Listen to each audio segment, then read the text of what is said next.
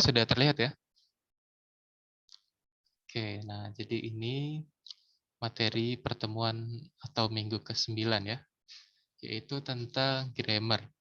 Nah, ini grammar ini seperti yang sudah kalau kalian sering dengar kata grammar ini kaitannya dengan apa? Dengan bahasa Inggris gitu ya. Ya sebenarnya konteksnya tidak harus tentang bahasa Inggris sebagai bahasa komunikasi gitu ya, manusia gitu ya. Bahasa Inggris itu tidak harus itu konteksnya. Tapi di sini kita pakai istilah grammar ini untuk konteks yang lebih luas atau mungkin bebas konteks. Jadi tidak harus ada acuan konteksnya harus tentang apa gitu. Nah, jadi tentang grammar, grammar secara formal, terus konteks free grammar. Nah, ini ya, konteks free grammar. Jadi bebas konteks grammarnya tentang apa. Kemudian terminologi dan notasinya, lalu ada derivasinya seperti apa. Oke, jadi latar belakangnya kenapa perlu adanya konteks free grammar ya. Sebenarnya kita akan fokusnya nanti ke sini.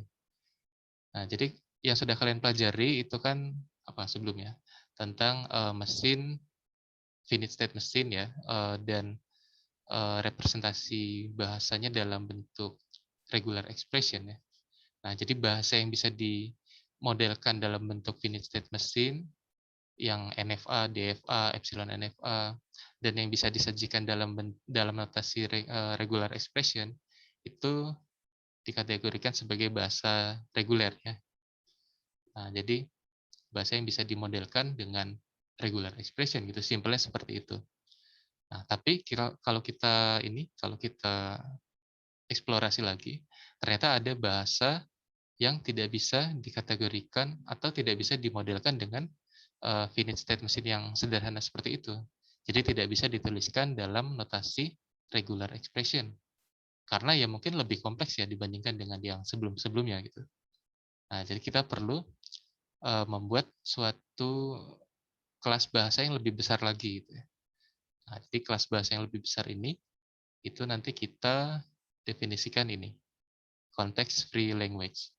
Atau simpelnya gini aja, kalau kalian lihat contoh-contoh yang sudah kalian pelajari sebelumnya ya, itu kan untuk melakukan penelusuran suatu string itu sesuai definisi ya, diterima atau tidaknya itu kan bisa dilakukan dalam satu arah.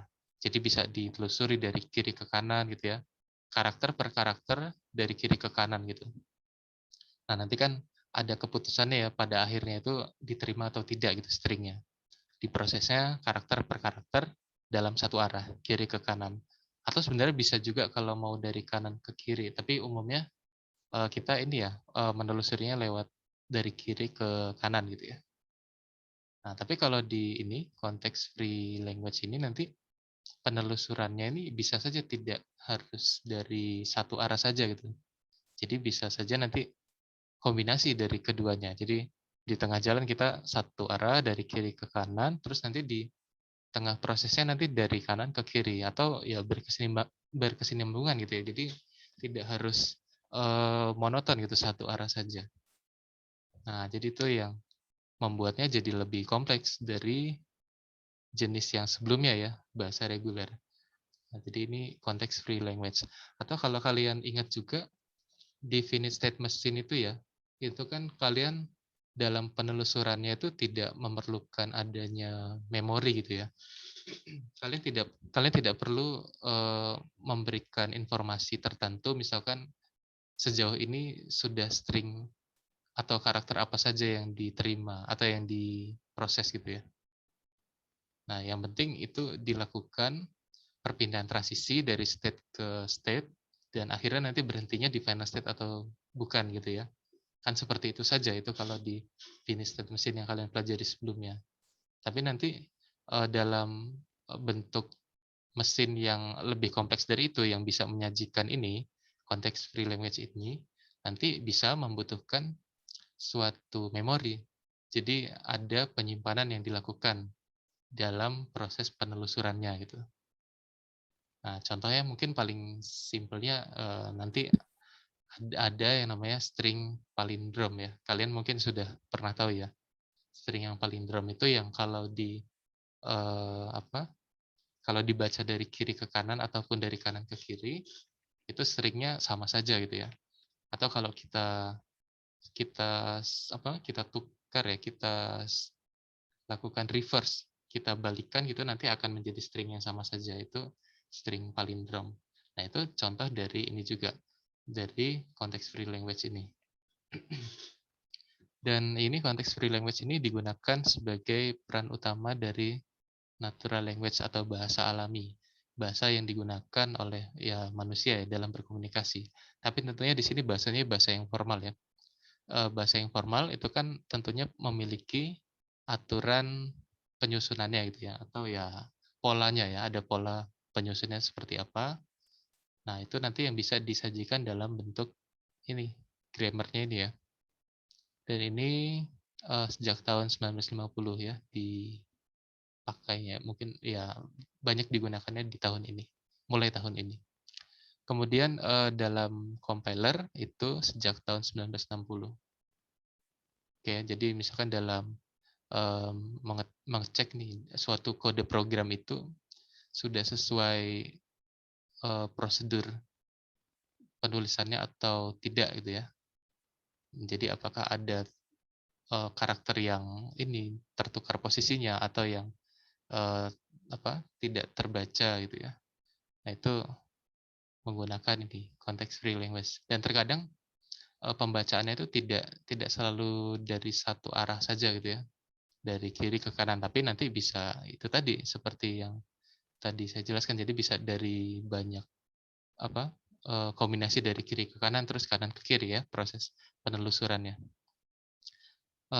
Oke, dan kemudian context free grammar ini merupakan dasar dari Backus normal form ya. Ini sintaks yang digunakan dalam komputasi. Oke, sebenarnya context free language dengan context free grammar ini ya saling berkaitan ya. Kalau ini kan context free language itu kan bahasanya gitu ya. Bahasanya itu didefinisikan seperti apa dan menyajikannya itu dalam bentuk grammar. Jadi seperti kalau yang kemarin ada bahasa tentang apa misalkan string yang ini string yang dibentuk dari karakter 0 atau 1 misalkan. Itu yang kemarin sebelumnya kalian pelajari. Nah, itu kan definisi bahasanya seperti itu. Tapi kalau disajikan dalam bentuk regular expression atau regex, kalian bisa menotasikannya jadi apa? Ya 0 plus 1 closure gitu kan. Simbolnya seperti itu. Nah, jadi nanti di sini menyajikannya itu dalam bentuk ini, grammar ini gitu. Oke, dan ya saat ini CFL atau Context Free Language ini tingkat kepentingannya semakin bertambah ya. Untuk kepentingan XML ini mirip dengan HTML ya, untuk berkaitan dengan ini ya aplikasi website dan lainnya lah. Jadi ya ada kaitannya dengan itu, dan ini dokumen tipe definition ini untuk struktur dari dokumen ya, mungkin nanti berkaitan dengan hubungan antar data yang ada di dalam dokumen tersebut. Oke, ini kebutuhan lebih lanjutnya seperti ini, nanti bisa kalian eksplorasi lagi. Oke, dan ini definisi secara formalnya ya dari grammar. Jadi cara pendefinisian bahasa formal secara tepat, sehingga dalam mendeskripsikan rangkaian simbol atau string yang diperbolehkan untuk membangun kata atau kalimat yang valid. Oke, jadi cara pendefinisian ya. Mungkin lebih ininya dengan kita bisa mengatakan grammar itu rangkaian aturan juga ya, rangkaian aturan yang bisa dipakai untuk mendefinisikan ini nih bahasa yang kita akan deskripsikan gitu ya. Ini grammar. Dan grammar ini nanti ada dua, tapi sebenarnya dua ini tidak saling lepas ya, tapi salah satu ini adalah bagian dari yang lainnya. Jadi ada yang disebut context free grammar, ada yang regular grammar. Kalau regular grammar itu ya yang bisa menyajikan untuk bahasa reguler, tapi kalau misalkan yang context free grammar ya bahasa yang context free atau ya context free language. Kalau ini kan context free language, ini regular language. Nah, yang sebelah kanan ini yang sudah kalian pelajari kemarin, bahasa regulernya, tapi kemarin menyajikannya tidak menggunakan grammar ya. Kemarin kita menggunakan regex dan menggunakan finite state machine yang ya DFA, NFA itu. Tapi kalau untuk yang context free language, ini nanti kita akan coba menyajikannya dalam bentuk grammar. Sehingga disebutnya ya context free grammar. Nah, kalau regular grammar ini, itu grammar yang pembentukan stringnya itu menggunakan konsep right linear atau left linear. Ya, ini berarti penelusurannya hanya satu arah ya, dari kiri atau dari kanan saja. Nah, ini yang right linear.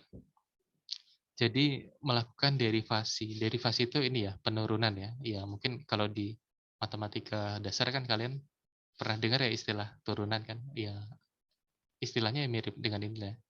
Jadi penurunan. Tapi penurunan di sini artinya apa? Pembentukan string ya dari yang sebelumnya menjadi nanti bisa dipecah jadi string apa. Oke, jadi reclinear ini melakukan derivasi pembentukan string yang berfokus pada simbol di sebelah kanan ya. Jadi dari sini nih.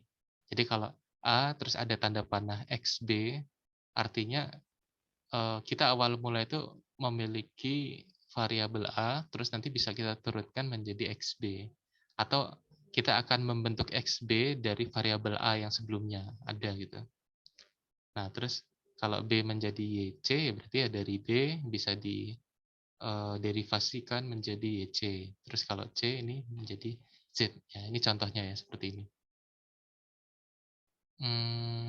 Dan ini dikatakan right linear. Kenapa ini right linear? Oke, karena dia sebentar. Dia arahnya itu dari kiri ke kanan. Coba dari A, ini kan ada X kecil B gitu ya. Jadi kalau yang karakter yang huruf kecil itu adalah ini apa? Simbol yang ada di alfabet. Tapi kalau yang huruf besar itu adalah variabelnya. Jadi kalau variabel itu masih memungkinkan untuk diturunkan menjadi karakter di alfabet, tapi kalau sudah karakter di alfabet ini itu kan tidak bisa kita ubah lagi gitu ya. Oke, jadi ya jadi seperti ini. Ini kalau dilihat ini kan pembentukan karakter alfabetnya itu dari kiri ke kanan gitu ya. Arahnya itu ke kanan gitu maksudnya. Jadi arahnya ke kanan. Nah, makanya dia disebutnya right linear. Tapi kalau yang left linear itu dari kanan ke kiri atau ya arahnya ke kiri gitu kan. Left gitu ya. Oke, ya mungkin kalau dengan contoh ini masih belum jelas, nanti kita akan lihat lebih lanjut ya. Oke, dan regular grammar ini sebagai dasar dari analisis leksikal. Ya, analisanya per karakter penelusurannya dan dia satu arah ya. Oke. Dan ini merepresentasikan bahasa yang reguler tadi ya. Nah, tapi kalau yang konteks free grammar, ini grammar yang dalam pembentukan stringnya itu tidak memiliki batasan arah derivasi. Jadi ya bisa dari kiri ke kanan, terus nanti di tengah proses itu dari kanan ke kiri, terus mungkin berpindah lagi dari kiri ke kanan pembentukan karakternya gitu ya. Oke, jadi ini bentuk konstruksi stringnya seperti ini ya. Ini V ini variabel, sigma ini alfabet ya. Terus ini diklosurkan. Oke, ya nanti ini notasi umumnya ini, tapi nanti lebih detailnya akan kita cek lagi. Yang mana V simbol variabel, sigma ini simbol terminal. Nah, di sini ada kata simbol terminal. Sebenarnya simbol terminal ini ya simbol alfabet gitu sebenarnya. Sama saja sih sebenarnya. Beda istilah saja di sini. Nah, ini sebagai dasar dari proses parsing merepresentasikan pembangunan bahasa, oke ya. Dan ini kalau kita lihat hubungannya CFL dan RL atau regular language ini, itu yang jadi lebih besarnya itu CFL-nya, atau dengan kata lain regular language ini sebenarnya ya bagian dari konteks free language, karena setiap bahasa reguler ini pasti bisa disajikan dalam bentuk ini konteks free grammar gitu ya. Tapi kalau yang ini konteks free language kan tidak bisa kita bukan tidak bisa, ada beberapa yang tidak bisa kita sajikan dalam bentuk regular grammar ya. Jadi ada bagian dari CFL ini yang kita katakan itu lebih kompleks gitu ya, sehingga nggak bisa disajikan dalam bentuk regex gitu ya, yang sederhana kemarin. Nah, gitu ya. Nah, mungkin ini dengan contoh ini nanti lebih kelihatan. Nah, jadi grammar ini merupakan notasi untuk mendefinisikan bahasa, baik yang natural maupun ya ini bahasa pemrograman gitu ya, secara rekursif. Nah, jadi ini pembentukannya secara rekursif. Contohnya, string palindrom. Misalkan kita punya ini ya, string palindrom yang kalau dibaca dari kiri maupun kanan itu akan terbacanya sama gitu. Ini disajikannya dalam notasi L palindrom ini ya. Ini adalah string W yang mana dia dibentuk dari 01 berarti kan binary gitu ya, 01 closure. Nah, ini kan definisi palindrom ya. W kalau di reverse itu kalau dibalik gitu ya, dia akan sama saja dengan dirinya sendiri gitu. W reverse ya sama dengan W gitu ya. Jadi contohnya ya 101 terus 11011 gitu ya. Yang penting kalau dia di reverse gitu ya, diputar, dibalik lah gitu ya, itu sama saja. Nah, jadi ini grammarnya ini berarti untuk apa namanya? Berisi kumpulan aturan-aturan yang bisa membentuk string yang termasuk palindrom gitu. Nah, jadi grammarnya ini kita karena tadi disajikannya secara rekursif ya, secara induksi nanti ya. Jadi ada grammar basisnya. Jadi grammar basisnya ini ya string apa yang termasuk palindrom, string minimal ya, string yang paling paling mendasar. Tentunya yang pertama kan ada string kosong. Di sini ya string kosong kalau kita reverse akan jadi string kosong juga ya. Terus string 0. Ya 0 kalau kita balik ya tetap 0 sendiri. 1 juga gitu. Nah, jadi kita punya ya aturan grammarnya itu seperti ini. P itu artinya variabel P yang kita definisikan sebagai variabel inisial. Jadi variabel awal gitu ya. Nah, jadi dari P ini nanti bisa diderivasi menjadi epsilon. Itu kemungkinan yang pertama atau aturan yang pertama gitu ya. Terus aturan yang kedua dari P itu bisa diderivasi menjadi 0. Nah, ini kemungkinan yang keduanya. Terus kemungkinan berikutnya dari P bisa diturunkan atau diderivasi menjadi 1. Oke, dan ini kenapa disebutnya basis? Karena dari satu variabel P ini awal mulanya kita dari sini gitu ya. Jadi ceritanya kita ini ingin membentuk string palindrom. Nah, ingin membentuknya itu kan berarti kita awalnya belum punya apa-apa gitu kan. Kita mulai dari variabel yang kemungkinannya bisa apa saja gitu ya. Jadi dari P, terus nanti akan diturunkan atau diubah menjadi apa gitu, menjadi kalau harapannya kan nanti akan menjadi string palindrom. Tapi tahapan yang paling basis, yang paling mendasar, itu dalam satu kali penurunan itu sudah mendapatkan string palindrom. Nah, makanya ini aturannya yang termasuk yang basis. Jadi dari awal P diturunkan satu kali bisa langsung ketemu palindrom yang paling sederhana gitu ya, yaitu epsilon, 0, dan 1. Nah, sehingga ini basisnya ya, ini palindrom. Nah, terus di tahapan induksinya gimana? Nah, berarti kita bisa nggak membuat aturan yang secara rekursif gitu ya. Jadi kalau dari kita awalnya punya P, terus kalau sebelumnya sudah ada P juga ya yang sebelumnya ya. Terus untuk membentuk string palindrom lagi itu gimana? Berarti kalau misalkan dari sebelah kirinya itu ditambahkan 0, berarti di sebelah kanannya juga harus 0 gitu ya, supaya dia simetri gitu ya. Jadi kalau di reverse itu sama saja. Ya, berarti jadinya seperti ini. 0 P0. Jadi yang awal mulanya kita punya P, yang mana mungkin P ini salah satu dari yang ada di sini gitu ya. Maka kalau kita akan kembangkan lagi menjadi string yang lebih apa ya, lebih panjang mungkin ya. Nah, itu kemungkinan yang pertama adalah yang ini, 0P0, yaitu dengan cara apa? Menambahkan 0 pada bukan ruas, 0 pada sebelah kirinya P dan sebelah kanannya P. Nah, jadi 0P0. Oke, dan ini kemungkinan yang pertama untuk yang tahapan induksinya. Terus ini yang berikutnya, kalau dia ditambahkannya dengan 1 ya, dari sebelah kiri dan sebelah kanan. Jadi 1P1 di sini. Oke, dan ternyata dengan 5 aturan ini, kan ini ada 5 aturan ya. Ini kita sudah bisa mengkonstruksi string palindrom yang biner gitu ya, yang dibangun oleh 0 atau 1. Jadi cukup dengan ini saja. Nah, jadi string palindrom apapun nanti bisa dikonstruksi dari sini. Nah, contohnya nih, kita ingin mengecek ya, apakah string 0110 ini termasuk palindrom atau tidak. Jadi kita menerapkan aturan grammar yang tadi ya. Jadi awal mula kan kita punya P. Terus kita lihat nih, ini kan yang paling luar ini 0. Berarti kita akan melakukan derivasi dari P menjadi 0P0. Nah, jadi seperti ini. Nah, di tengah ini kan masih ada P lagi nih. P ini kan bisa diderivasi lagi ya. Tapi kalau yang 0 dan 0 yang di sini kan tidak bisa. Karena kalau kita lihat di grammar sini, itu kan ruas kiri itu kan hanya ada P saja ya. Dan ya ruas kanannya ada yang ini. Berarti yang bisa kita turunkan itu hanya si P-nya saja.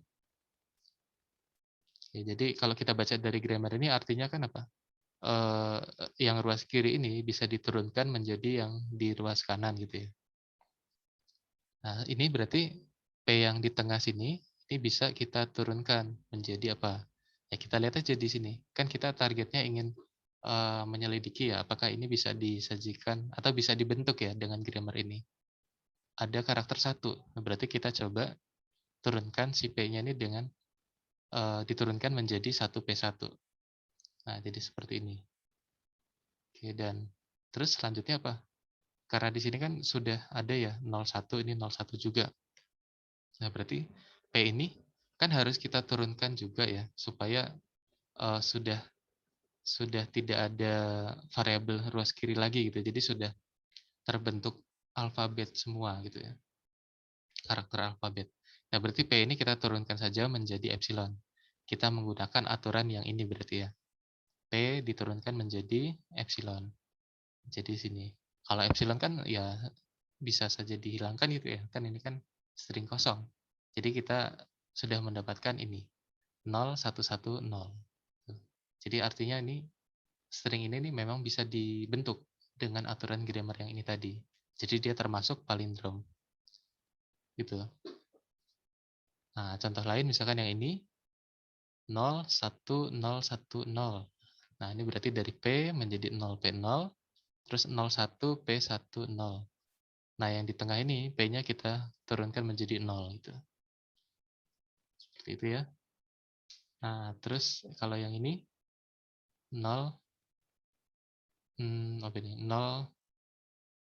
0100 ya. Nah, ini berarti dari P menjadi 0P0. Nah, yang di tengah sini ini kan ada 10 ya. Ini kalau misalnya kita turunkan eh, menjadi 1 saja, ini nanti tidak bisa menjadi ini. Tapi kalau kita turunkan menjadi 0 saja juga nggak akan bisa membentuk ini ya. Terus kalau 1P1, nah itu nanti akan ada 2 angka 1 ya, jadi tidak sesuai ya dengan targetnya ini ya. Jadi dia ya tidak akan tercapai nih string ini. Jadi dia bukan palindrom. Oke ya, jadi itu kalau kita ingin menerapkan aturan grammar tadi, yang palindrom tadi untuk mengecek string ini ya, itu caranya seperti tadi. Jadi ini proses derivasinya, menurunkannya. Oke, mungkin kalau ya ini tadi kita harus menelusuri semua ini ya, semua kemungkinan aturan grammar ya untuk kasus yang dia tidak diterima gitu ya. Tapi kalau nanti dengan bentuk automata yang nanti akan kalian pelajari itu push down automata, itu akan lebih mudah untuk ngelihat dia diterima atau tidaknya. Oke, karena kalau ini kan hanya untuk bagaimana mengaplikasikan si grammarnya tadi. Oke ya, ini contoh yang lain lagi. Kalau yang tadi kan contohnya yang palindrom ya. Nah ini contohnya string dengan kemunculan 1 dan 0 yang sama banyaknya gitu. Nah, berarti ini kalau contohnya apa? String yang 0 dan 1-nya sama. Ya, string 0110 gitu ya. Satunya ada sebanyak 2, nolnya ada sebanyak 2 juga. Nah, itu kan sama. Jadi dia termasuk di definisi yang ini. Oke, ini ya. Ini penulisan notasinya. Nah, ternyata definisi bahasa yang seperti ini tuh dia bisa disajikan dalam bentuk grammar yang seperti ini. Jadi aturannya ada 7 aturan. Dan kalau kita lihat di sini ada S, ada A, ada B, terus 01 ya. 01 itu dari sini ya, karena stringnya dibentuk dari alfabet 0 atau 1, karakter 0 atau 1 ya. Nah, tapi S, A, dan B-nya ini apa? Jadi S, A, dan B ini adalah variabel yang akan dilibatkan dalam proses ini, proses penurunannya. Atau ini ya variabel yang ada di dalam grammar ini gitu ya. Dan kalau kita lihat di sini variabel S. Umumnya variabel S ini kita gunakan sebagai inisial variabel. Jadi mulainya itu dari S. Kalau tadi kan dari P ya. Ya umumnya nanti kita akan menggunakan S ini. Sama saja kalau seperti di DFA NFA kan Q0 itu sebagai initial state gitu kan. Umumnya kan seperti itu. Oke. Nah, jadi ternyata di sini ada 7 aturannya. S bisa diturunkan menjadi epsilon, S menjadi 0A, S menjadi 1B, A menjadi 1S, A menjadi 0AA, ya seperti ini. B menjadi 0S, B menjadi 1BB. Oke, jadi ternyata string yang memiliki definisi ini, kemunculan 1 dan 0-nya sama, itu nanti bisa dibentuk dengan aturan ini. Nah, idenya gimana kalau bisa membuat aturan seperti ini? Jadi, S itu kan variabel awal ya, kita mulai dari S. Terus kalau misalkan muncul karakter 0, nah berarti kita harus memunculkan variabel A di sampingnya. Kenapa harus variabel A? Nah, jadi variabel A itu idenya seperti ini.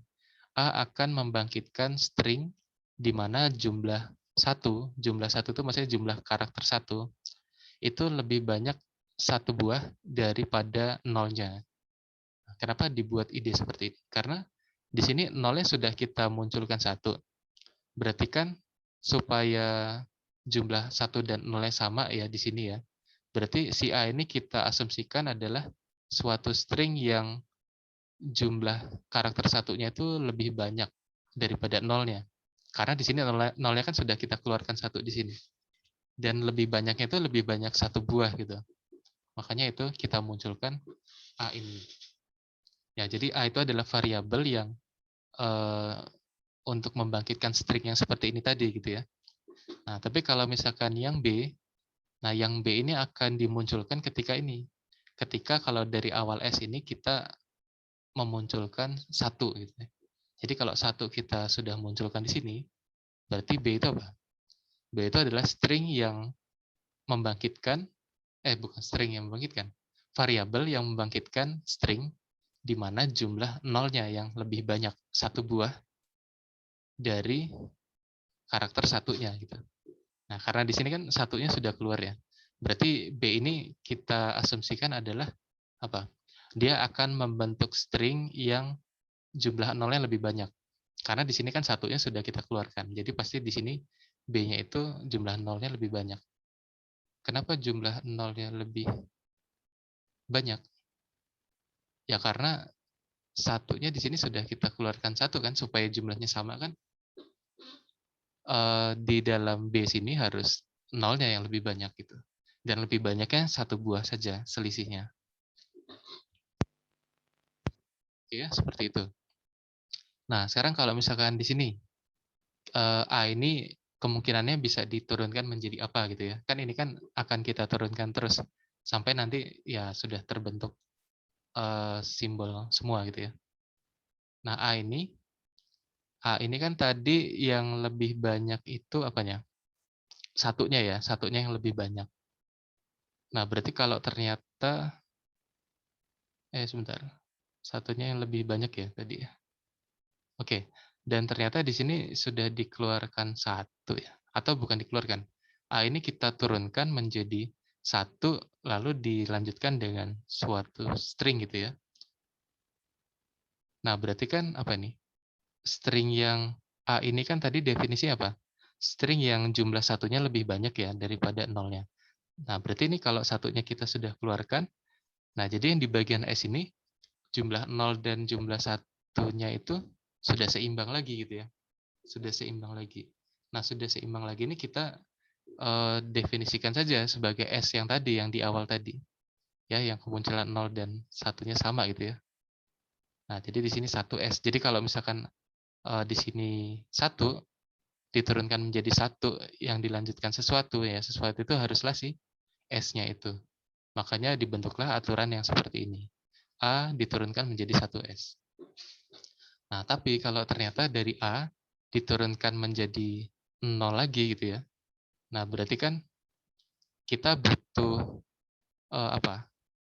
Ya, seperti yang tadi ya, kalau misalkan 0 ini muncul, harus ada A lagi di sampingnya, sehingga menjadi double A seperti ini. Jadi 0 AA gitu ya. 0 AA. Oke, dan ini untuk yang sebaliknya gitu juga ya. Kalau B yang munculnya 0, jadinya 0S. Jadi B diturunkan menjadi 0S. Terus kalau misalkan 1, berarti menjadi BB gitu ya. Oke, ya ini cara cara mendapatkan aturan ini. Nah, sekarang bagaimana proses membangkitkan sebuah string yang sesuai definisi ini? Contohnya ya, misalkan kita ingin membentuk string ini ya, 001110 gitu ya. Ini dibentuknya dengan cara seperti apa? Pertama kita lihat dulu dari sini S. S ini di sini kan target kita mau 0 ya di sini ya. Berarti kita pilihnya S ini diturunkan menjadi apa yang ada 0 di sebelah kirinya atau di paling kirinya. Berarti yang ini kan 0A sehingga menjadi 0A. Terus selanjutnya di sini kan ada 0 lagi. Ya udah berarti si A-nya ini berarti dipilih aturan yang menghasilkan 0 di paling kirinya. Berarti yang mana? Yang ini kan, jadi 0 AA ya. Nah, berarti A ini menjadi 0 AA, sehingga dapat seperti ini. Ini 0 yang sebelumnya masih ditulis di depannya sini ya. Jadi dilanjutkan dengan 0 AA. Jadinya sampai saat ini penurunannya menjadi 00 AA. Gitu. Oke, dan selanjutnya dia menginginkan adanya simbol 1 di sini. Nah, berarti A ini bisa nggak diturunkan menjadi ruas kanan yang ada angka 1 di paling kirinya gitu. Nah, jadi yang ada itu yang ini kan 1S.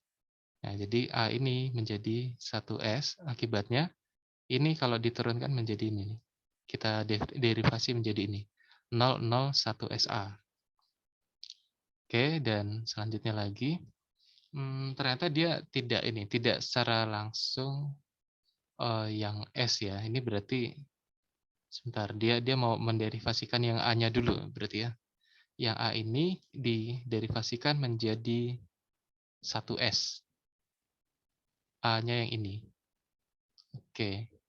Karena ini ya, karena bisa saja sebenarnya kalau misalkan S ini yang kita pilih menjadi 1B, tapi nanti pada akhirnya bisa saja nanti tidak mencapai ini.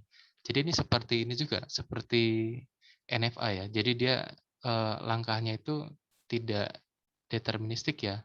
Jadi artinya ada banyak langkah yang mungkin dilakukan, tapi nggak semua langkahnya itu bisa mencapai ini. Nah, jadi kita akan memilih langkah mana yang bisa mencapai ini. Gitu. Nah, ternyata kita memilihnya si A ini menjadi 1S, sehingga terbentuk seperti ini.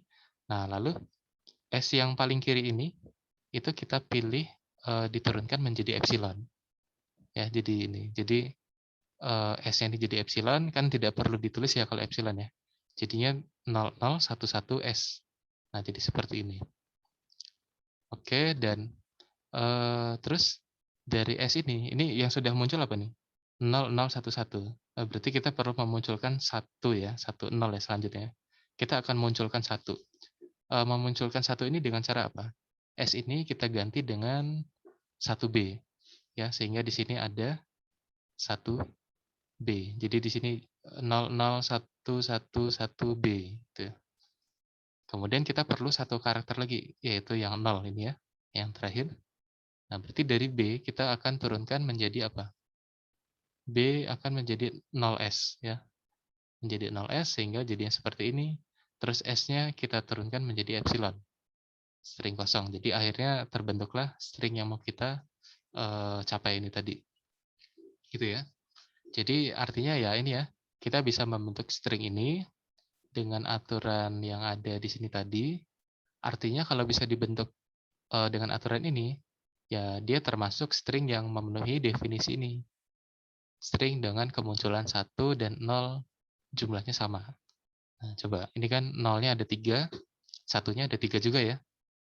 Nah, berarti ini ya sesuai definisi ya. Seperti itu.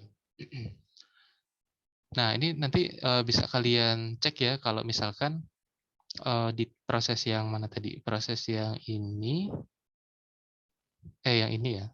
Ini kalian menurunkan S-nya dulu, misalkan ya menjadi 1B. Pasti ya nanti bisa jadi hasilnya itu tidak akan mencapai ini. Gitu. Ya memang ini perlu banyak ini juga ya, perlu banyak percobaan juga sampai dia bisa menemukan string ini. Oke, di sini ada latihan, tapi mungkin sebelum latihan yang ini kita coba yang ini dulu ya, dengan string yang lain. Coba misalkan dari kalian ada yang memberikan contoh string yang memenuhi ini. Coba apa tadi? String yang kemunculan 0 dan 1-nya itu sama ya. Coba ada yang mau kasih contoh stringnya apa? Pilih yang 6 digit saja, coba.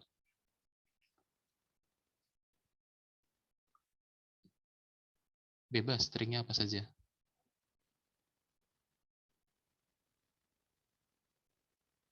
Nah, ada yang mau kasih contoh? Sebutkan stringnya dulu aja. Ini belum disuruh nyari.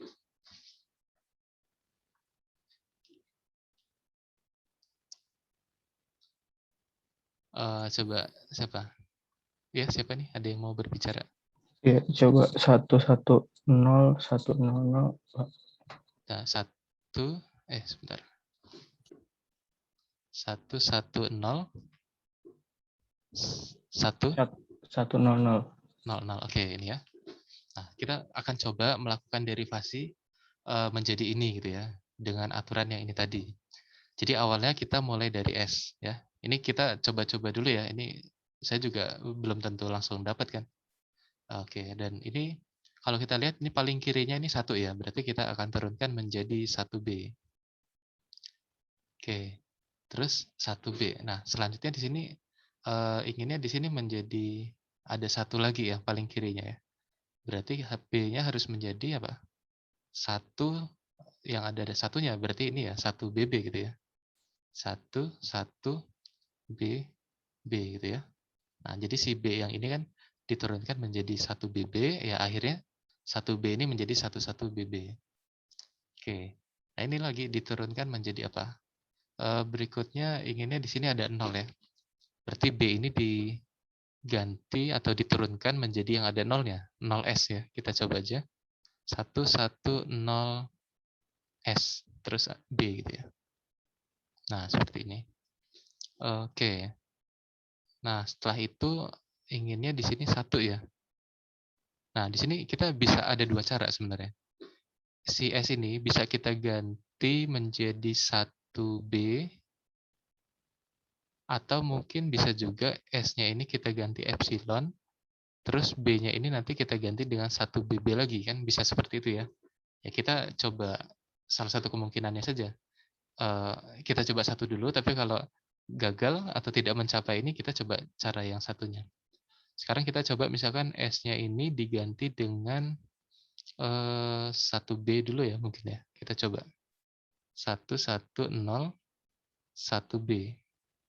Terus di sini B lagi ya. Oke, terus 0 lagi, B-nya kita ganti dengan apa? 0S. Terus di sini B. Nah, di sini kan sebenarnya kita tinggal butuh satu digit 0 lagi ya. Kalau misalkan S ini yang kita ganti dengan, benar ya tadi? B ini tadi 0S, oh ya.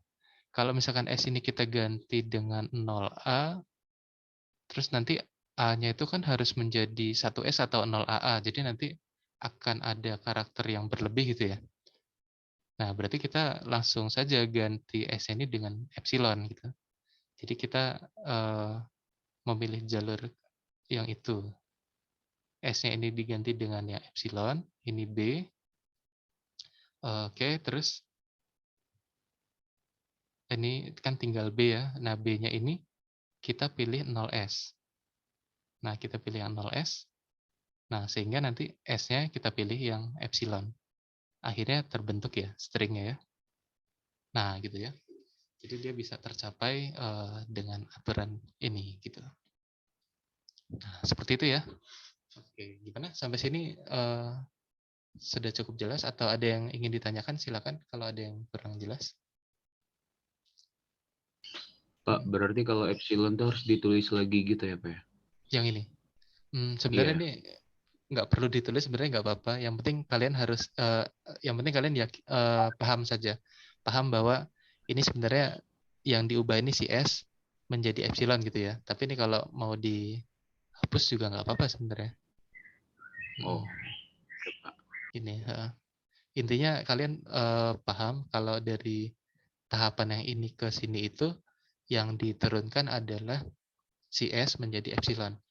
Dan satu derivasi ini ya, satu langkah derivasi ini, itu yang diturunkan harus satu saja.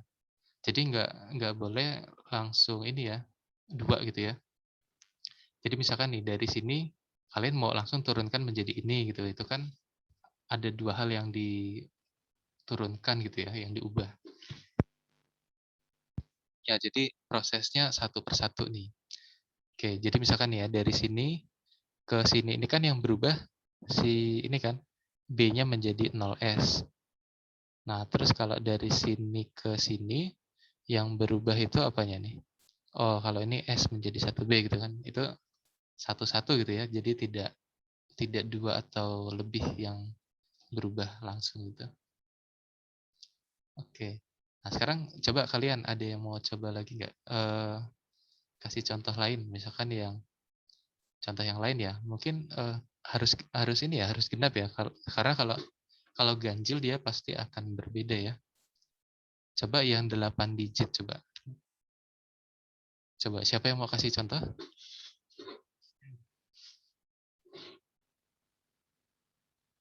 Oh ini aja, Murliana coba. Murliana ada nggak?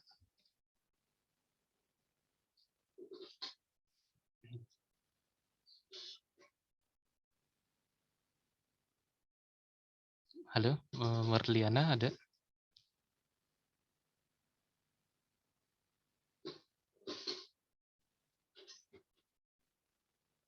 Oh, mic-nya lagi bermasalah. Oke. Ya nggak apa-apa, ditulis di chat saja. Coba kamu kasih contoh yang itu tadi, stringnya 8 digit, jumlah 0 dan satunya sama.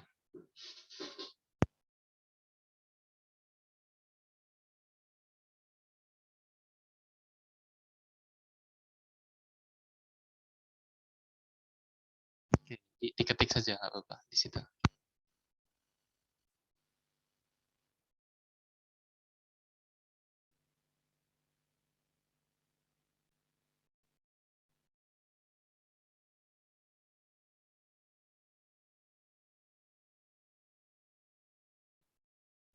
Stringnya apa aja bebas. 0, 1 gitu ya. String biner, 8 digit, dan ini ya, jumlah 0 dan satunya sama. Ya artinya ada jumlah nolnya ada 4, jumlah satunya ada 4 gitu ya.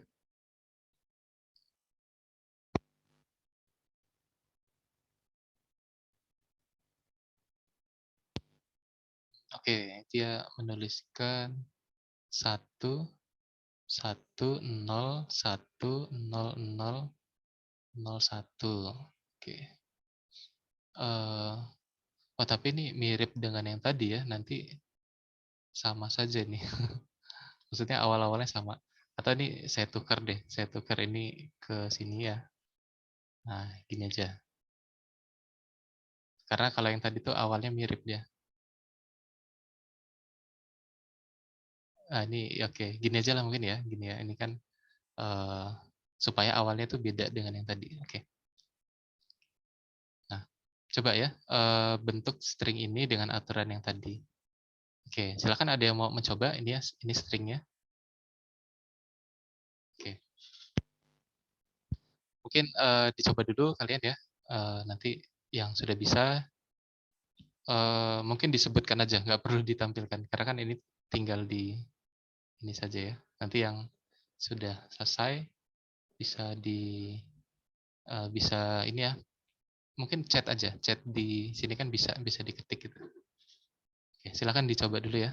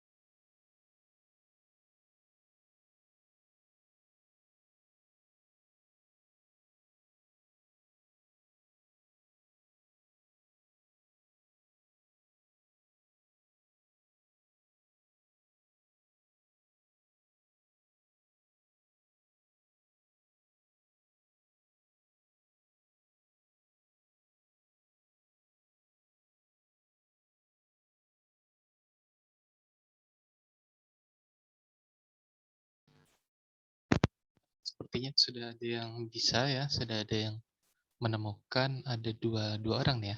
Tapi caranya ada yang berbeda. Oke, kita akan cek satu persatu. Ini William Rusli dan Ilham Fadlur. Oke, sebentar. Kita coba lihat ya, ini bedanya seperti apa nih.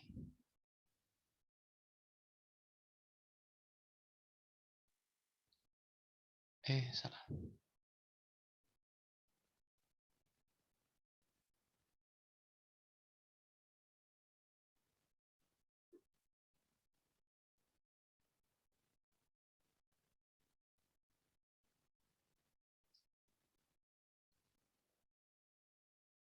Oke, ini yang punya William.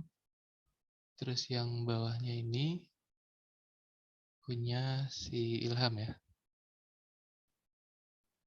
Karena memang bisa saja tidak hanya satu cara ya untuk mendapatkan hasilnya tadi. Oke. Nah, kita akan cek ya satu persatu.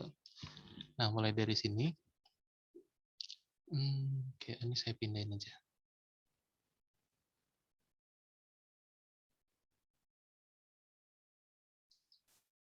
Oke. Dari sini ya, dari S, karena di sini perlu 0, maka dia memilih yang 0A, terus perlu 0 lagi, dia akan memilih yang 0AA ya, jadi seperti ini. Kemudian di sini perlu apa nih? Perlu 0 lagi. Sebentar. Perlu 1 atau 0 ini? Oke, ini ada yang selip nggak ini? Oh enggak, sebentar. Kan di sini 0-nya 2 ya. 0-nya 2, di sini 0-nya 3. Oh, ini sepertinya ada yang selip satu angka 0 ya, William ya? Ini seharusnya kalau ingin mengganti yang ini ya, atau mungkin A-nya kurang 1 ya? A-nya kurang 1 enggak? Jadi di sini bisa saja nih A-nya kita tapi ini oh ya, A-nya ini dipilih 0 AA. Nah, terus nanti di sini A-nya ada 3 gitu ya seharusnya ya. A-nya ada 3. Dan nanti di sini A yang oh, sebentar. Ini ada tahapan yang kamu skip ya mungkin ya. Coba nih kalau misalkan kita uraikan lagi ya. Jadi di sini nih awalnya ada ini dulu seharusnya. 0, ini 0, 0, terus A yang di sebelah sini nih kita ganti dengan 0 AA. Nah, terus jadinya kan A-nya ada 3 gitu ya. Jadi A-nya ada 3 menjadi ini. Oke, dan kemudian A yang ini itu menjadi 1S ya kan, benar ya di sini ya. Oke, kemudian apa lagi nih? A yang ini, oh sebentar. S-nya ini dia menjadi epsilon dulu ya. S-nya ini menjadi epsilon. Berarti kalau S-nya menjadi epsilon dari sini nih seharusnya ini dulu. 0, 0, 0, 1, epsilon, AA. Oh ya, di sini langkahnya ini kamu banyak yang di skip. Berarti dari sini nanti baru ke sini. Tapi ke sini juga harusnya satu-satu ya. Jadi A-nya dulu menjadi 1S, terus nanti A yang berikutnya menjadi 1S lagi, terus S-nya jadi epsilon gitu ya. Jadi kalau di tahapan derivasi satu ini, dia harus satu ini saja, satu tahapan yang berubah gitu. Atau dia hanya menggunakan satu aturan yang ada di grammarnya gitu. Oke, ya ini jika dilanjutkan ya ini bisa ya, bisa ke sini ya. Oke, ya silakan nanti bisa diuraikan lagi. Jadi satu proses derivasi ini itu hanya menurunkan satu kali gitu ya. Jadi menggunakan satu aturan saja. Oke, nah ini selanjutnya tadi yang punya si siapa tadi? Siapa tadi namanya? Ilham ya, tadi punya Ilham. Jadi dari sini 0A, oke, terus dari A-nya menjadi ini, oke, terus A-nya menjadi ini lagi 0AA, terus A yang di sini menjadi 1S, S-nya menjadi epsilon, A-nya menjadi 1S, S-nya jadi epsilon, terus A-nya menjadi 1S, oke, terus S-nya menjadi 0A, A-nya menjadi 1S, oke, terus S-nya menjadi epsilon. Oke, ya ini betul ya. Ini epsilon kan bisa jadi ini, oke. Nah ini, jadi begitu ya, prosesnya itu di setiap satu kali, apa ini ya, satu derivasi gini ya, itu dia hanya menggunakan satu aturan ini saja gitu. Oke, karena kita menggunakan tanda panahnya yang seperti ini. Ya nanti ada istilah lain kalau yang bisa menurunkan sampai menggunakan beberapa fungsi ini ya, fungsi derivasinya inilah gitu. Tapi kalau di sini harus satu persatu, oke ya. Oke, ya ini yang lain ada yang sudah menemukan juga sepertinya. Siapa aja nih, ada Fikri, terus ada Fatur Rahman, oke ya. Ya nanti bisa saja nanti hasilnya ada yang berbeda tahapan, mungkin ada yang tertukar tahapannya gitu ya, tapi akan menuju ke yang sama juga gitu ya. Yang penting ini tadi ya, setiap tahapannya itu dia hanya satu proses perubahan. Oke ya, seperti itu ya contohnya ya. Oke, sampai sini ada yang mau ditanyakan dulu? Silakan kalau ada yang kurang jelas. Sudah bisa semua ya? Oke ya, kalau gitu kita coba ini. Di sini ada latihan. Ada latihan seperti ini latihannya. Nah, jadi ada suatu grammar, dia merepresentasikan suatu bahasa konteks free gitu ya. Jadi seperti ini ya, ada variabelnya ada S, A, B, C gitu. Dan aturan grammarnya ada seperti ini. Ini ada berapa aturan ya? Ada 12 ya, 12 aturan. Nah, pertanyaannya di sini tentukan bahasa apa yang diterima oleh grammar tersebut. Nah, berarti ini kan sama saja seperti ini. Kalau kalian diberikan diagram transisi DFA, terus kalian diminta untuk definisikanlah bahasa yang mendefinisikan yang didefinisikan dengan mesin itu gitu ya, kan ya sama saja persoalannya. Kalau seperti itu kan caranya gimana? Ya kalian mendaftarkan dulu beberapa kemungkinan bahasa yang diterima, terus nanti dilihat polanya gitu ya. Dilihat polanya. Nah, ini juga sama. Jadi kalian coba aja daftarkan. Cara mendaftarkannya gimana? Ya kalian bentuk saja beberapa string yang bisa dibentuk dengan aturan ini. Nah, nanti kalian ini lihat polanya. Oh, ini ternyata string yang polanya seperti ini. Misalkan yang jumlah nolnya sekian atau diawali oleh string ini gitu ya. Nah, itu kalian bisa lihat seperti itu caranya. Nah, coba. Ini silakan kalian coba ya. Ya nanti sebentar. Saya copy dulu di sini. Nah, ini ya. Ini saya kasih contoh dulu, misalkan stringnya apa nih yang diterima.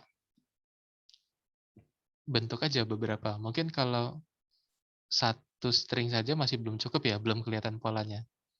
Nah, misalkan ini tinggal asal kalian pilih saja dari aturannya. Misalkan ini menjadi 0A. Terus A-nya kalian pilih menjadi apa? A-nya kan bisa ini ya, 1S1 atau yang ini atau ini. Terus ini nanti bisa menjadi apa? S-nya misalkan menjadi 1B. Nah, terus B-nya menjadi apa? B-nya menjadi ini misalkan 0S1. Terus misalkan S-nya langsung mau kalian bentuk jadi epsilon. Jadinya stringnya ini. Oke. Jadi ini salah satu contoh string yang diterimanya gitu ya. Nah, tapi kalau kalian lihat dari satu string saja kan masih belum kelihatan ya polanya ya. Ya kalian bentuklah yang lain. Misalkan yang lain apa gitu ya. Misalkan pilih yang dari sini. Terus 1B menjadi CS misalkan. C-nya menjadi 01 misalkan ya. Terus S, oh ya di sini. Terus apa? S-nya menjadi 0A misalkan. kemudian A-nya menjadi 1SS, 1S. Terus S-nya jadi epsilon misalkan ya. Nah, ini berarti 10, 10, 1, 1 gitu. Oke, udah kelihatan polanya. Kalau belum, ya kalian cari lagi sampai ketemu polanya. Mungkin kalian bisa mencari sampai 10 string lah, minimal 10 string lah ya. Kan mudah kan nyarinya, tinggal turunkan saja sampai string yang didapatkan gitu ya. Nanti baru dapat kelihatan polanya gimana gitu. Oke ya, silakan kalian coba dulu ini. Nanti yang sudah dapat polanya bisa ditulis di chat ya. Jadi ini adalah string yang ciri-cirinya seperti ini gitu ya. Oke, ya silakan dicoba dulu ya. Saya kasih waktu sekitar 10 menit lah, cukup lah ya. Oke, silakan.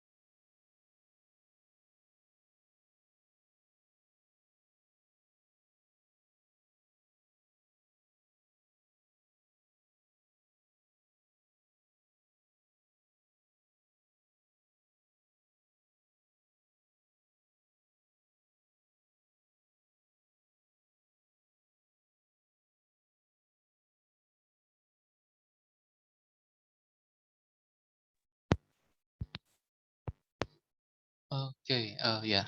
Ini sudah ada 3 orang nih yang bisa sudah menemukan jawabannya. Jadi tadi ada siapa nih? Fikri, Ilham, dan Diko ya. Jadi jumlah 1 itu 2 kali lebih banyak dari jumlah 0 ya. Oke, ya betul ya. Ini tiga-tiganya betul. Ya, jadi kalian bisa melihat ya dari polanya seperti itu ya. Ternyata jumlah satunya itu 2 kali lipat dari jumlah nolnya. Nah, seperti yang di sini kan ini jumlah satunya ada sebentar sebentar. Ini tadi ada yang salah nggak nih? Oh, benar ya. Bentar, berapa sih ini? 1, 2, 3. Oh, ini ada yang salah nggak saya tadi? Sebentar sebentar. S 3, 2. 2 kali lipat gak nih? Ini 3 sama 2 ya? Coba ya, kita ulang nih. 0A, ini A-nya menjadi 1S1, terus S-nya menjadi 1B, terus B-nya menjadi 0. Oh, ini saya kurang 1 nih tadi. Iya, iya, ini satunya kurang 1 ya. Ini kan 0S1 ya, terus di sini ini ada 1 lagi. Oke, bener ya.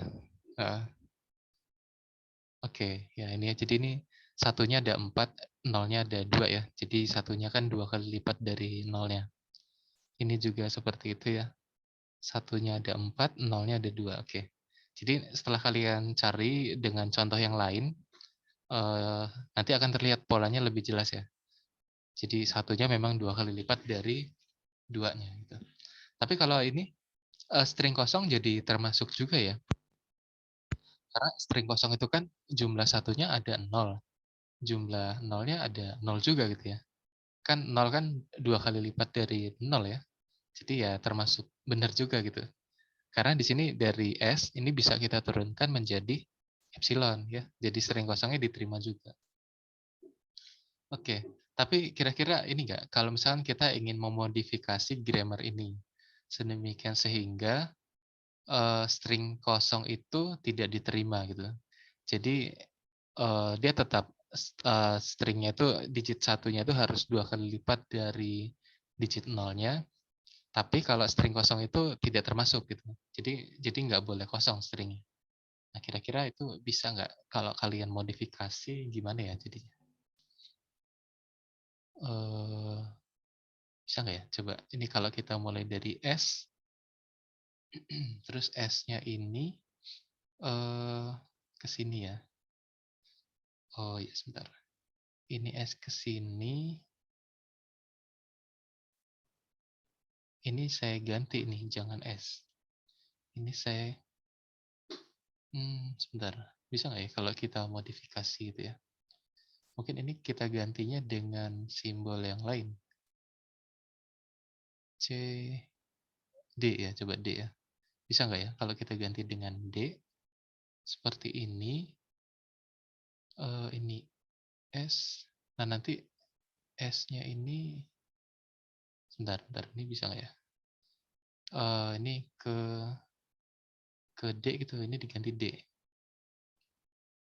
Tapi D-nya nanti bisa ke ini nggak? Oh ya, ini kan 0A, 0B ya. Ini kalau S-nya ini kita ganti D gimana nih? Dia masih ini nggak? Ini tetap S ya. Bisa nggak ya? Saya pengennya ini. Jadi nggak langsung gitu ya dari sini ke epsilon gitu ya. Dari S langsung ke epsilon, tapi dia harus minimal ada 1 0 atau 1 buah 1 gitu. Oke, jadi misalkan dari S ini kan kemungkinannya ya hanya ada 2 ya. 0A atau 1B. Jadi nggak bisa langsung epsilon. Nah, dia kalau mau epsilon setelah ini dia baru bisa. Oh, atau gini. Kalau A-nya langsung epsilon nanti nggak bisa ya. A-nya langsung epsilon.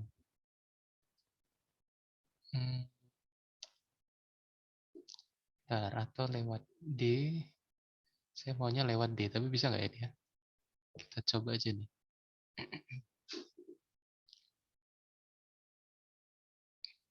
Dan ini sebenarnya, oh ya, ini sebenarnya bisa kalian sederhanakan lah. Jadi kalian tanpa variabel C ini sebenarnya bisa juga. Jadi seandainya variabel C ini tidak ada, berarti ini kita akan gantikan C yang di sini dengan kemungkinan ini 01, atau mungkin ada satunya lagi B S10 gitu ya.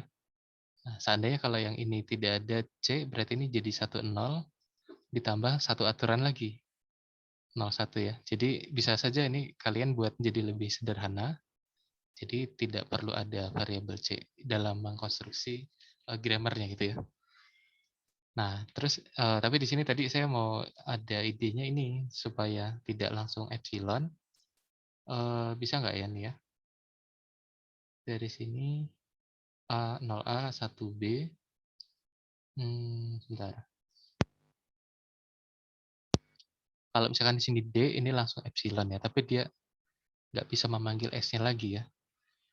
Kecuali kalau misalkan ini kita pilih D ya, seperti ini. Bentar, bentar. Tapi sama saja nanti ya.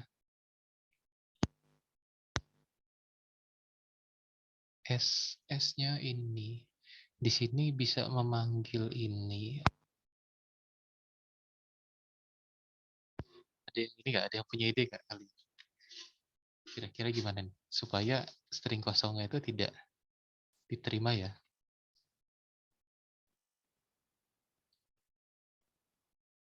Hmm,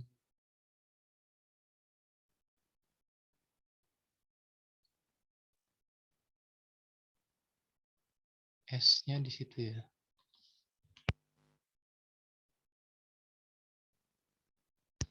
Oh, atau kalau tanpa ini gimana ya? Di sini S ya, S ke D, terus di sini ada ini. Jadi kan dia harus mengambil ini ya. Kemudian, sebentar ya. Kalau ini D, tapi nanti ini mengambilnya dari sini ke sini ya. Dia berhentinya nanti di mana ini? Pada saat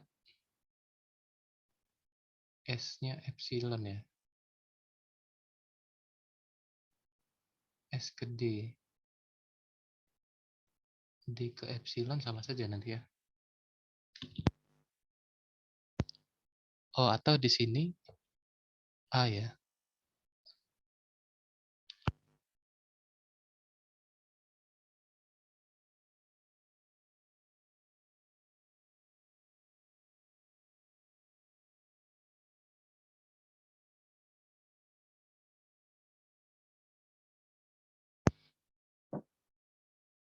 Soalnya kalau ini kita buat D-nya epsilon sama saja ya, nanti akan diterima juga string kosongnya. Oke.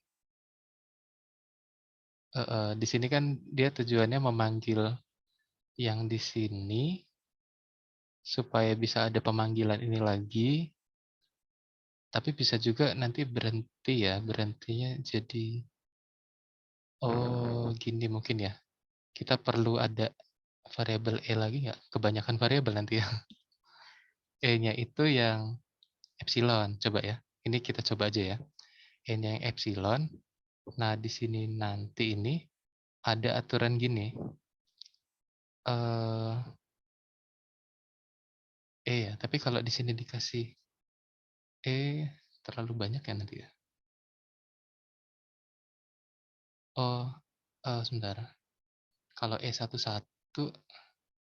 kalau E11, ini kan epsilon ya. Atau langsung saja sih sebenarnya.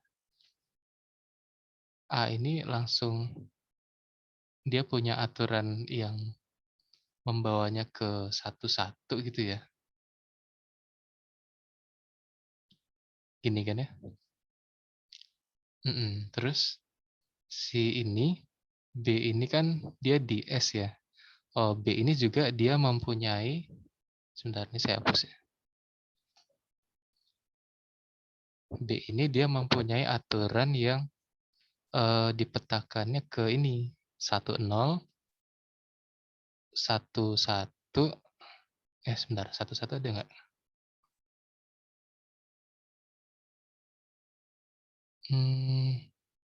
Oh, sebentar. Ini tadi ada yang salah nih kayaknya. Ini kan C ini kan bisa diganti 01, 01 dan 10 ya. Berarti di sini harusnya ada satu lagi nih. Dan di sini harusnya ada berarti ini kasih satu di depannya nih. Aduh, banyak simbol jadi ya. Ini berarti B-nya dipetakan ke ini. Kalau S-nya diganti epsilon berarti kan 101, 011, terus bisa juga ke 01 saja. Sebentar, ini tadi, oh ini sebenarnya tadi satunya tidak ada ya. Aduh, saya jadi salah nih. Tadi di sini nih cuma SC aja ya. Saya kira ada sesuatu di belakangnya tadi. Oke, berarti ini betul. Ini tadi berarti hanya 10 dan 01 saja ya berarti ya. Oh ya, cuma dua ini. Ini aturan B-nya yang ditambahkan gitu ya. Ini berarti nggak perlu ada ini, nggak perlu ada E ya. Nah, coba kalau seperti ini gimana nih? Perlu ada D nggak nih? Kalau D ini gunanya apa nih? Kalau kita ganti dengan D, atau mungkin ini ya, tetap S saja ya. Jadi nggak perlu D. Jadi nggak perlu D.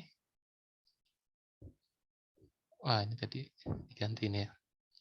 Jadi kita coba tetap pakai variabel S, tapi ditambahkan aturan ini tadi. Ini tadi S ya, S.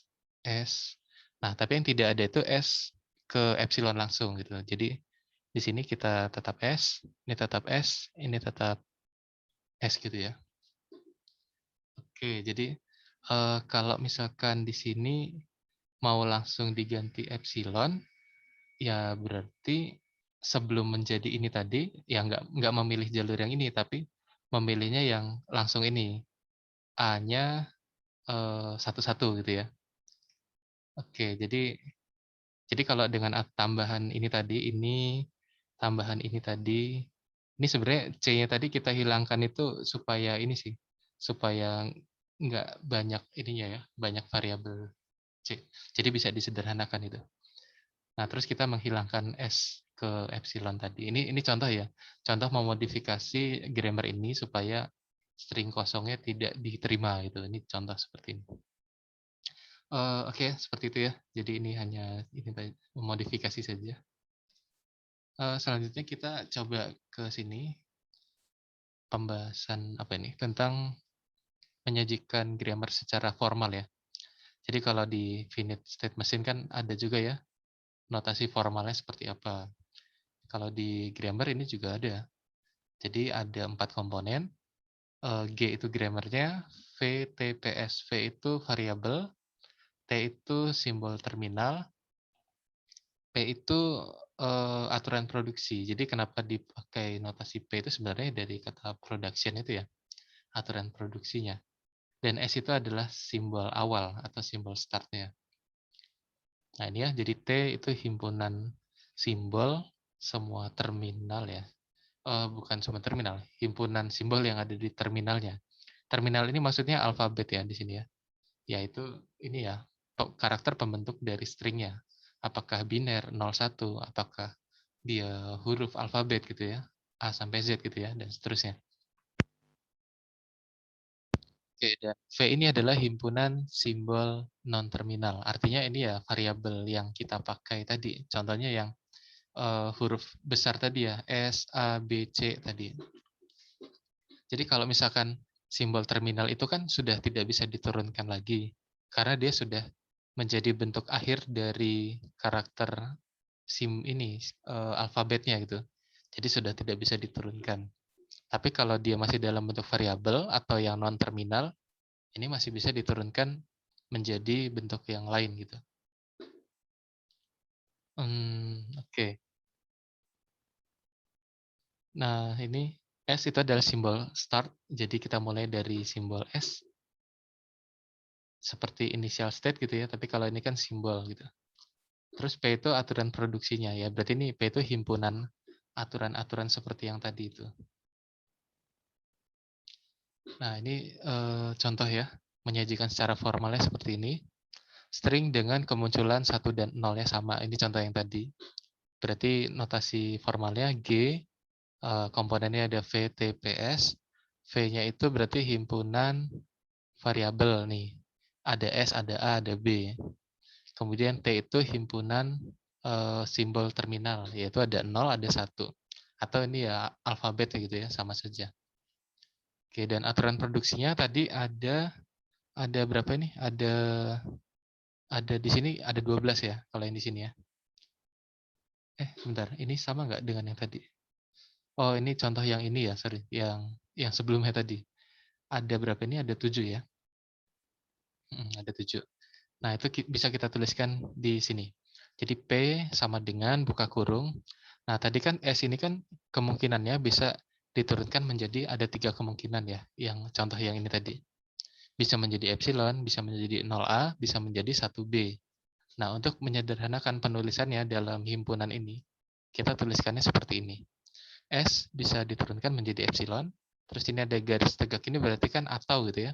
Jadi bisa diturunkan menjadi epsilon atau 0A atau 1B gitu. Jadi ada 3 kemungkinan. Nah, kemudian ini aturan yang kedua, yang ruas kirinya A gitu ya. A ini bisa diturunkan menjadi 1S atau 0AA gitu ya. Jadi ada di sini sebenarnya ada 2 gitu ya. Ada 2 kemungkinan. A menjadi 1S atau A menjadi 0AA. Oke, begitu juga yang ini ada 2 kemungkinan juga. B menjadi 0S atau B menjadi 1BB. Nah, ini himpunan fungsi produksinya itu disimbolkan dalam P gitu ya. Ini isinya.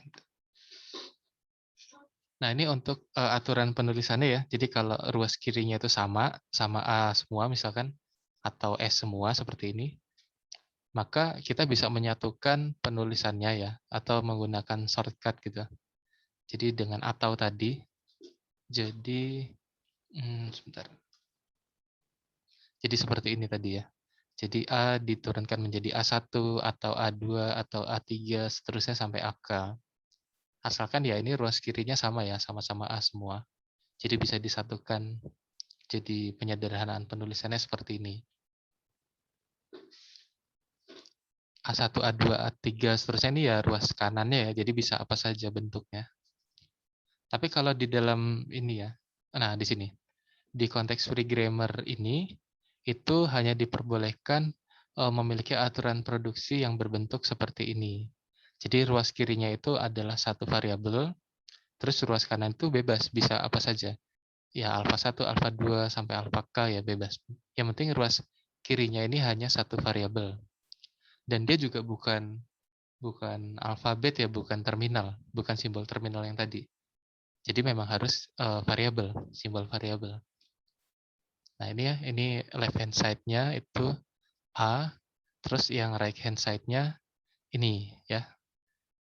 Jadi yang left hand side-nya itu boleh suatu simbol saja yang ada di variabel. Tapi kalau yang right hand side-nya ini bisa gabungan antara variabel ataupun terminal gitu ya, ataupun kombinasinya ya, bisa saja. Oke, tapi kalau yang ini grammar yang non context free, ini berarti yang lebih lebih kompleks lagi ya daripada yang context free grammar. Ini bisa aturannya ruas kirinya itu bisa tidak hanya satu variabel. Jadi bentuknya ya ini kombinasi antara variabel dengan terminal. Ini kan variabelnya A, terminalnya 0 dan 1 ya. Jadi nanti setiap menemukan adanya komponen yang seperti ini, itu bisa diturunkan menjadi seperti ini. Oke, tapi ini ya nanti lebih kompleks lagi ya daripada yang ini tadi. Jadi kalau untuk yang konteks free grammar, aturan kita yang seperti ini.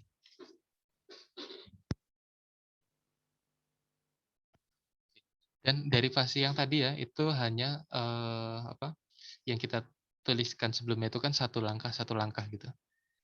Jadi kalau dari ini misalkan di tengah jalan gitu ya, itu bentuknya seperti ini. Kita sudah mendapatkan alfa, A, beta.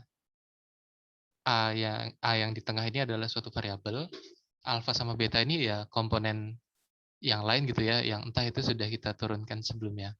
Tapi di tahap ini, misalkan kita ingin menurunkan si A menjadi gamma, ini yang di tengah ini gamma ya, dan menggunakan aturan produksi ini, dari A diturunkan menjadi gamma. Nah, berarti dalam proses ini tadi, yang mana hanya menggunakan satu aturan produksi dalam langkahnya gitu ya, berarti ini disebutnya derivasi langsung. Ya, itu yang seperti kita kerjakan tadi ya. Dalam satu tanda panah ini, itu yang berubah hanya satu gitu ya. Hanya menggunakan satu aturan produksi. Nah, tapi kalau misalkan kita mau bisa melibatkan banyak aturan produksi, jadi contohnya misalkan ada beberapa langkah yang kita skip tadi, ya itu kita menggunakannya derivasi yang tak langsung. Jadi misalkan dari alfa 1 nih, mau kita turunkan secara bertahap menjadi alfa R, tapi kita menuliskannya hanya satu kali saja gitu. Nah, ini namanya derivasi yang tidak langsung. Tapi harus ada tanda bintang di atasnya. Ini derivasi yang tidak langsung. Jadi di dalamnya sini bisa kita uraikan lagi kalau ternyata di dalam ini memang menggunakan beberapa ini ya, beberapa fungsi produksi yang dilibatkan gitu. Oke, ini jadi barisan derivasi. Nah, ini sifatnya derivasi ini kalau kalian sudah belajar matematika diskrit ya, ini kan ada relasi. Dia memenuhi sifat refleksif dan transitif. Refleksif itu artinya ya suatu bentuk ini ya, bentuk apa ya? Bentuk apa ini istilahnya ya?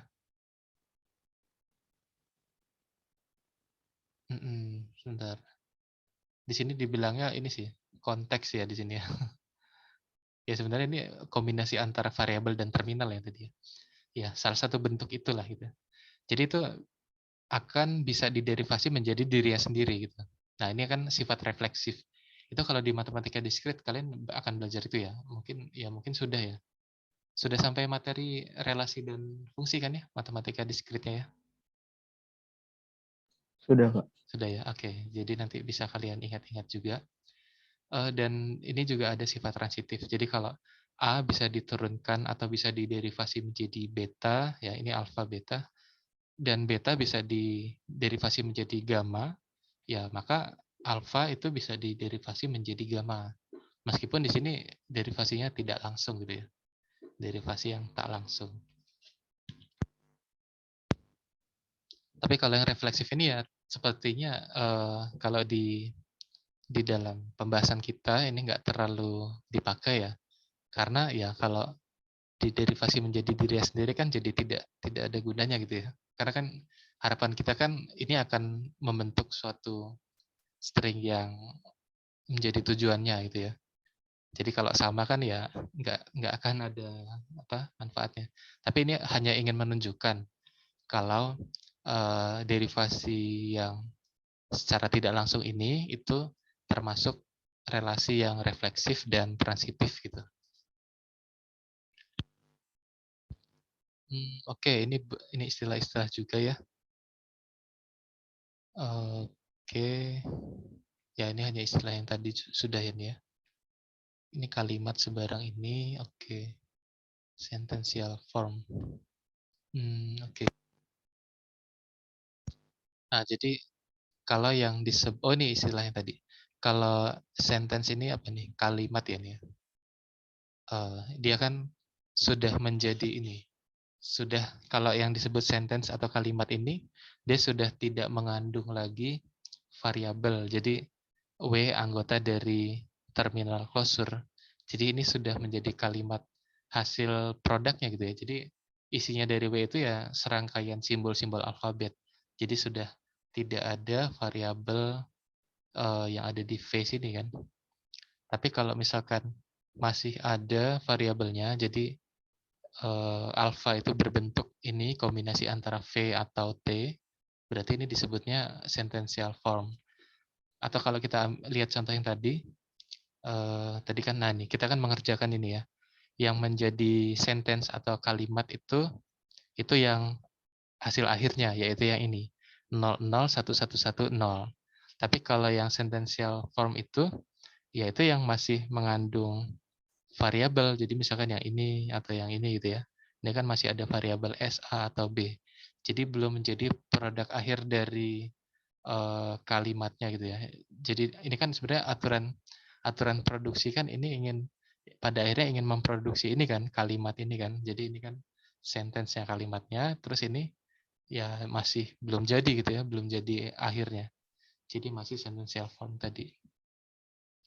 Oke, itu tadi istilahnya saja. Ini terminal, biasanya terminal itu notasinya huruf kecil. Kalau variabel itu huruf besar. Kalau sentential form ini yang kombinasi antara terminal dan variabel, itu biasanya bisa kita notasikan sebagai alfa, beta, gamma. Jadi kalau di sini tadi, mana tadi? Ini ya, yang kita notasikan sebagai alfa itu ya ini. Nih misalkan 0 AA, ini adalah alfa misalkan ya. Ini misalkan gamma gitu atau beta gitu. Ini seperti itu gitu ya. Sentential form. Oke.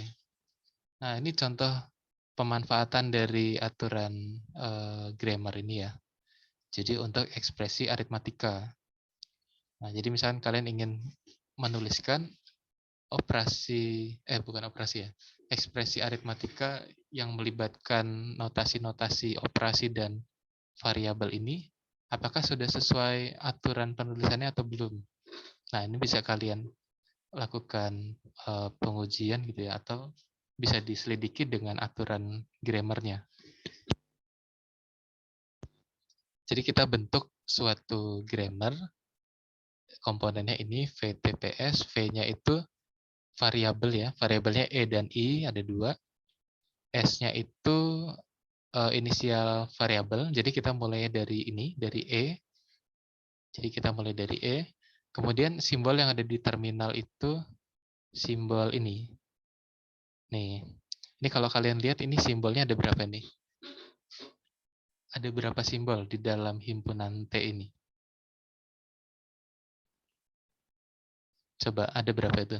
Dihitung coba.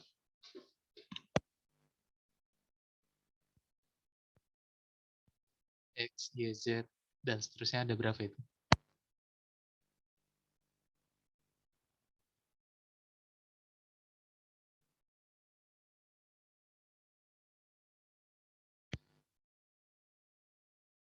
Delapan, ada 8 ini.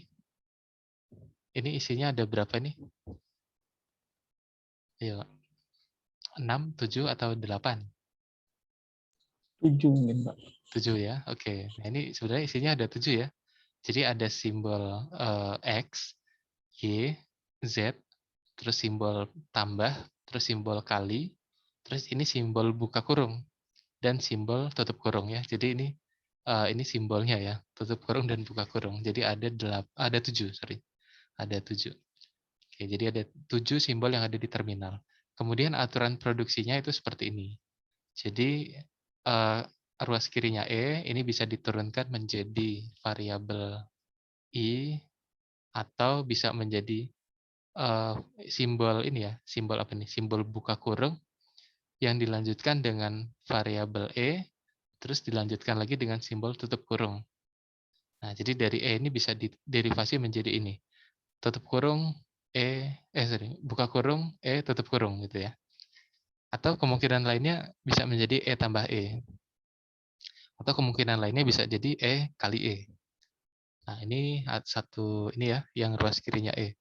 Nah, kalau yang ruas kirinya I, ini bisa diturunkan menjadi X atau Y atau Z. Nah, ini aturan produksinya. Nah, sekarang kita ingin membentuk ekspresi aritmatika dengan aturan produksi ini.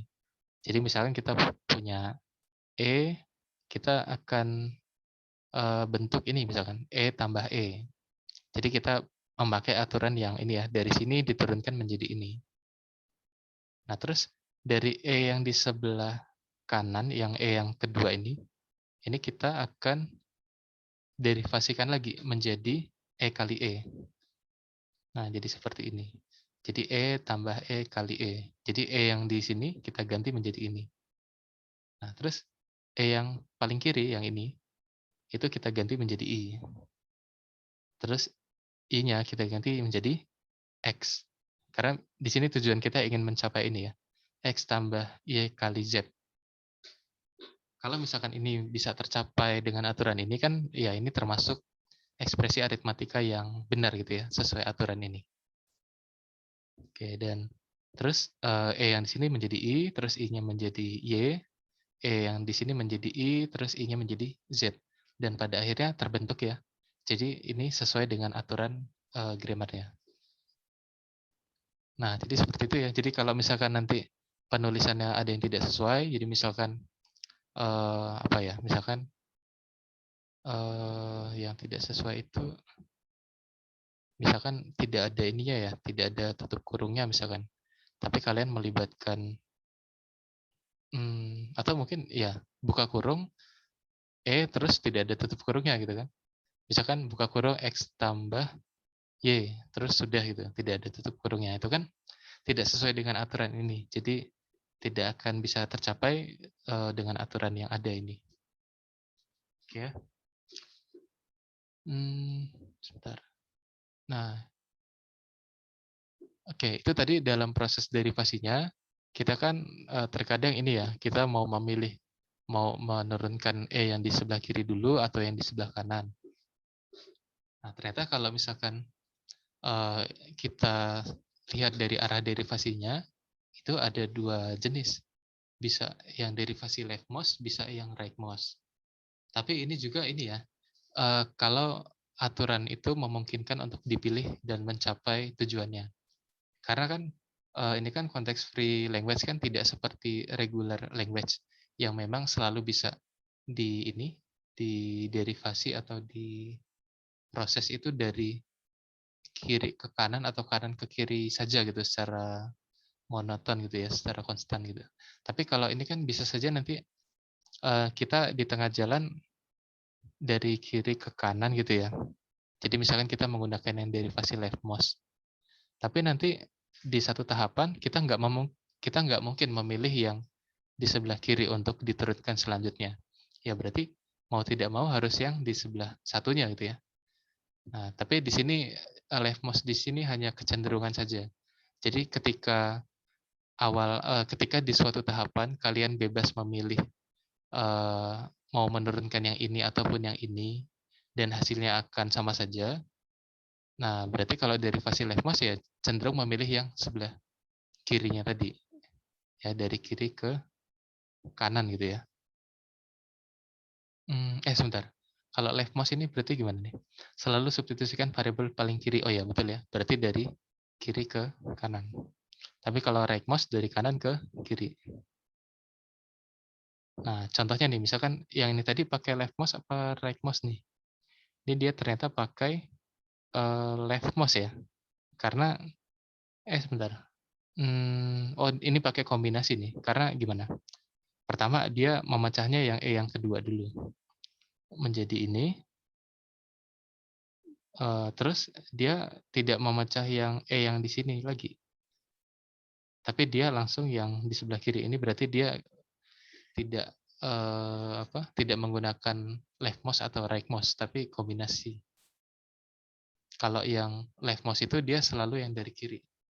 Atau kita coba tuliskan ya supaya kelihatan bedanya.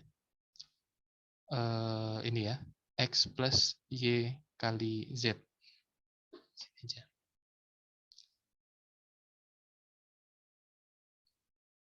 Kita akan mencapai ini, X plus Y kali Z. Tapi kita menggunakan yang leftmost dulu misalkan. Oke, awalnya kita mulai dari E-nya menjadi E tambah E. Nah, kalau kita pilih yang leftmost, berarti yang akan kita turunkan yang ini dulu.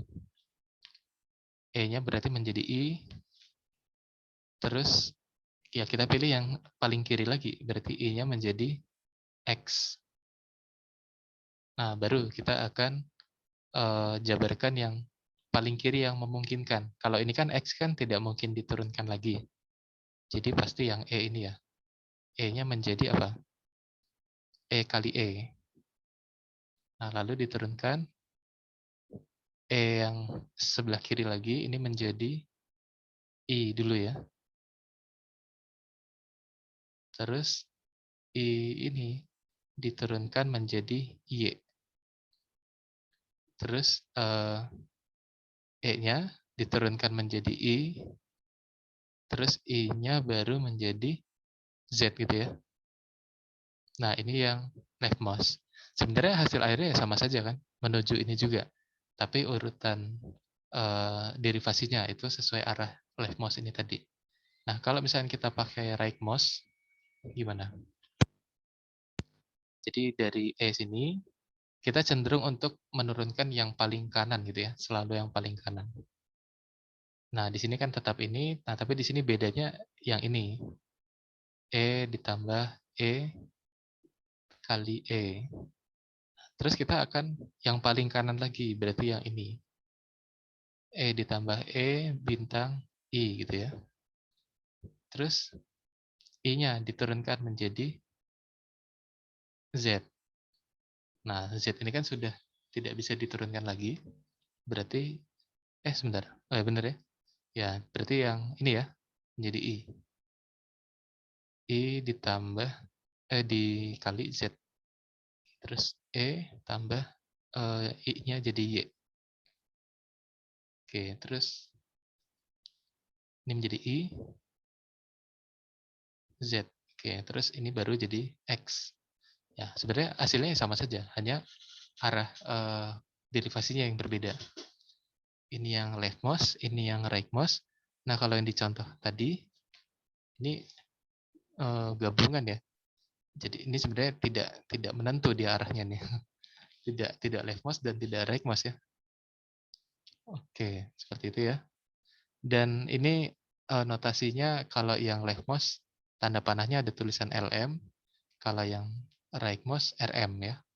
Dan kalau dia derivasinya tidak secara langsung, berarti yang bertahap itu ada tanda bintangnya seperti yang tadi. Oke, jadi ada beberapa langkah yang di skip itu intinya. Oke. Kemudian ini pohon derivasi. Pohon derivasi ini berarti kalau kita sajikan dalam bentuk tree, ini kalian di matematika diskrit juga belajar ini ya nanti apa namanya menyajikan dalam graf pohon ya, tree ini graf pohon. Jadi awalnya kita punya E, terus nanti dipecah jadi ini E tambah E, terus E-nya diturunkan menjadi I, I-nya menjadi X, terus E-nya ini menjadi E kali E gitu ya, terus E-nya menjadi I, I-nya menjadi Y dan Z gitu ya, sehingga didapatkan ini. Ini hanya bentuk menyajikannya saja dalam bentuk diagram apa namanya graf pohon ya, graf pohon. Nah ini ya, ini tadi cara menggambarkannya. Jadi kalau misalkan yang, oh ya ini contoh yang tadi ya, contoh string latihan 1. Latihan 1 itu yang mana tadi?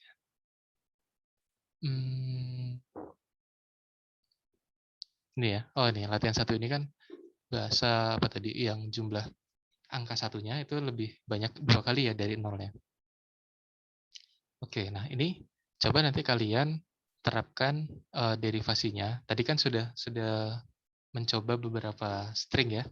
Nah, nanti kalian menerapkan string ini untuk dicoba lakukan proses derivasinya, tapi menggunakan leftmost, terus nanti yang kedua menggunakan rightmost. Dan nanti untuk masing-masingnya itu kalian bentuk ini pohon derivasinya. Jadi sebenarnya kalau pohon derivasi itu asalkan ininya sudah kalian kerjakan ya, ini membangun pohonnya itu ya tidak susah ya, tinggal disesuaikan aja dengan urutan derivasinya tadi. Jadi misalkan dari E diderivasi menjadi E tambah E, nah maka dibuat diagram seperti ini, dibuat cabangnya gitu ya. Oke ya, ini nanti silakan kalian coba ya dan lihat bedanya yang derivasi leftmost dan rightmostnya seperti apa. Oke, mungkin untuk materinya sampai sini ya. Ada yang mau ditanyakan dulu? Silakan kalau ada yang kurang jelas.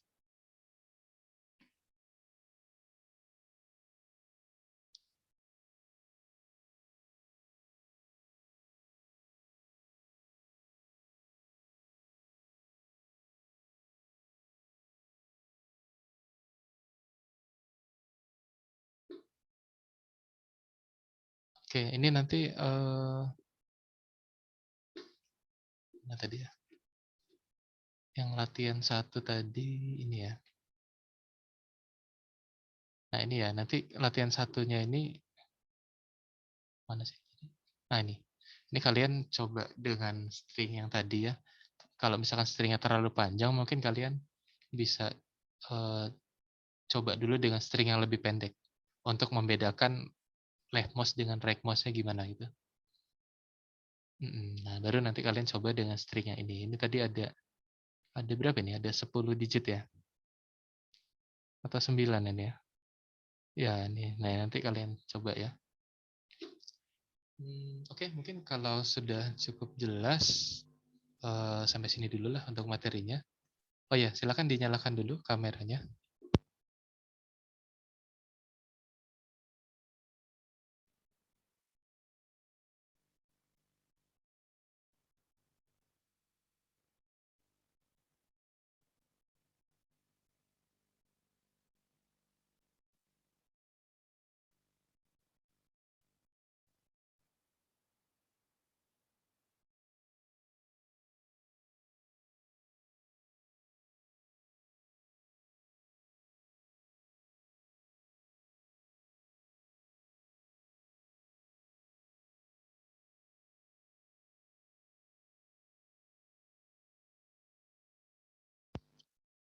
Oke, kalau gitu ya. Oh ya, untuk presensinya ya, kode presensinya saya ini aja. Saya kirim di chat ya.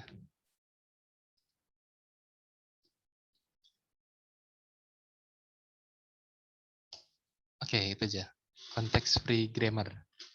Ya, silakan dilakukan presensi.